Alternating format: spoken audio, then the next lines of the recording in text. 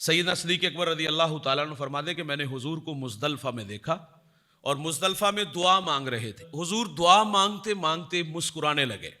تو صدیق اکبر رضی اللہ تعالیٰ عنہ فرماتے میں نے حضور سے عرض کیا کہ حضور آپ کیوں مسکرائے؟ تو حضور نے وجہ بیان کی. حضور فرماتے میں عرفات میں تھا تو اللہ سے دعا کی کہ اللہ میری امت کے حجاج کی بخشش فرما دے. تو اللہ نے فرمایا کہ میں اپنے حق معاف کر دوں گا لیکن حقوق العباد معاف نہیں کروں گا. تو حضور فرماتے پھر میں اللہ سے مسلسل دعا کرتا رہا. دیکھو اللہ کے رسول اپنی امت سے کتنی محبت کرتے ہیں.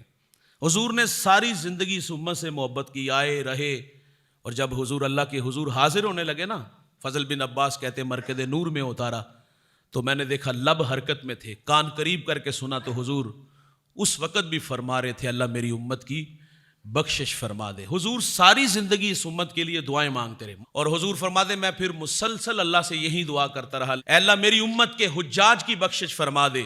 تو مسکرایا اس لیے ہوں کہ اللہ نے فرمایا ہے کہ میں نے اپنے حق معاف کر دیے اور جو حقوق العباد ہوں گے فرمایا اپنی طرف سے اجر دوں گا اور اجر دے کر کے میں ان گناہ گاروں کی بھی بخشش کروا دوں گا. یہ کتنا بڑا اجر ہے.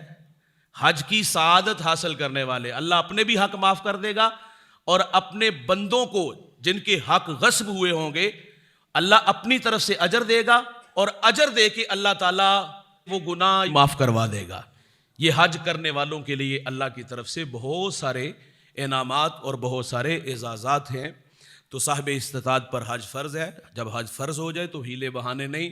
یہ نہیں کہ بیٹیوں کی شادیاں ہیں، فیکٹری ایک ہے تو دو ہو جائیں، فلاں پلاٹ خریدنا ہے، بچے سیانے ہوں تو پھر جو ہے وہ حج کے لیے جائیں.